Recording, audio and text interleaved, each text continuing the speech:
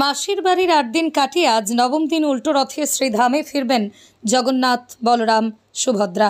মাহেশে জগন্নাথের আজ পুনঃযাত্রা। মাসির বাড়ির মন্দিরে সকাল থেকে চলছে পুজো পাঠ। আজ জগন্নাথ ভক্তদের দর্শন দেন।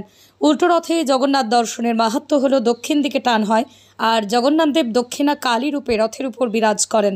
পুরাণ মতে রথে যদি বামন রূপ দর্শন করা যায় তাহলে পুনর্জন্ম হয় না।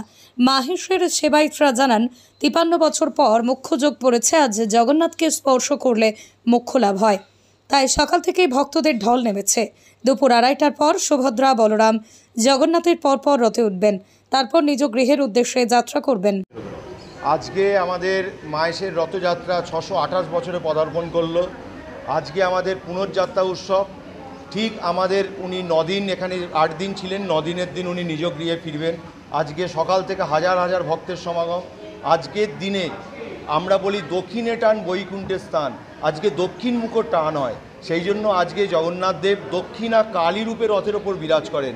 আমরা বলি উগ্র তারা 16 পানি, মা সুভদ্রা ভুবনেশ্বরী, জগন্নাথ ফলদ্রত সাক্ষাৎ দক্ষিণা কালী।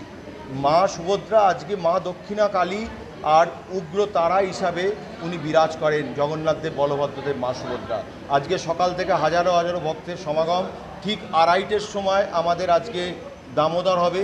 প্রথম মা সুভদ্রা উঠবেন, নারায়ণ উঠবেন, তারপর বলভদ্রদেব, তারপর জগন্নাথদেব রথে আরোহণ করবেন। ওপরে সোনার বেশ, রাজবেশ হবে। তারপর উনি মাসির বাড়ি থেকে নিজ গৃহে গমন করবেন। আজকের দিনের খুবই মাহাত্ম্য, কারণ আজকের দিনে উনি দক্ষিণা কালী রূপে রথের ওপর বিরাজ করেন। আমরা বলি রথে চ বামনন্দিষ্ট পুনর্জন্ম ন হবে। তো রথে যদি বামন রূপ দর্শন করা যায় তাহলে পুনর্জন্ম হয় না, কিন্তু রথে তো জগন্নাথদেব যায়। রথে বামন রূপ কেন বলা হয়? কারণ শ্রীকৃষ্ণের 12 মাসে 12টা নাম। ওনার বৈশাখে নাম হচ্ছে মধুসূদন, জ্যৈষ্ঠ মাসে ত্রিবিক্রম, আষাঢ় মাসে নাম হচ্ছে বামন। যেহেতু আষাঢ় মাসে রথ হয়, সেই জন্য বলে রথে যে বামনন্দিষ্ট পুনর্জন্ম না হবে। তো আজকে 53 বছর পর একটা যোগ পড়েছে, মোক্ষ যোগ। আজকের দিনে যদি জগন্নাথদেবকে স্পর্শ করা যায় তাহলে মোক্ষ লাভ হয়। সেই জন্য আজকে লাখো লাখো ভক্তের সমাগম হয়েছে। সকাল থেকে পুজো অর্চনা চলছে।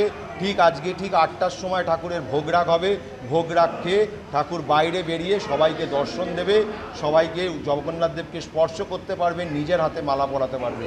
এই জন্য আজকের দিনটার মাহাত্ম্য খুব বেশি জগন্নাথ দেবের। আজকে সবাই স্পর্শ করতে পারবে, জগন্নাথদেব বাইরে বেরিয়ে সবাইকে দর্শন দেবেন।